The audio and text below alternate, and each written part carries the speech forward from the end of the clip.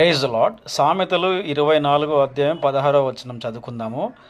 నీతిమంతుడు 7 మార్లు పడినను తిరిగి లేచునని ప్రభు చాలా స్పష్టంగా చెప్తున్నారు ఆయన. ఆ మాట ఎలా ఉందంటే ఆయన ధైర్యం ఇస్తున్నాడు.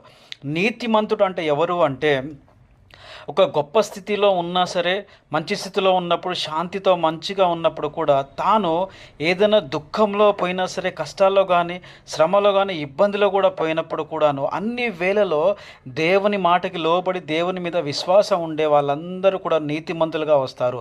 ఈ విధమైన విశ్వాసం కలిగిన వాళ్ళందరూ కూడాను ఎన్నిసార్లు వాళ్ళు మంచి స్థితి నుండి హీన స్థితికి, దుఃఖ స్థితికి పోయినా కానీ దేవుడు ఆ స్థితి నుండి వారిని ఇంతకుముందు ఉన్న స్థితి కంటే గొప్పగా ఆశీర్వదిస్తాడు. పరిశుద్ధ గ్రంథం నుంచి చూస్తే యోసేపు చాలా కష్టాల్లో ఉన్నప్పుడు దేవుడు అతన్ని ఐగుప్తు దేశానికి రాజుగా చేశాడు. అదే పరిశుద్ధ గ్రంథం చూస్తే యోబు చాలా కష్టాల్లో పోయాడు, రెండింతలుగా ఆశీర్వదించాడు.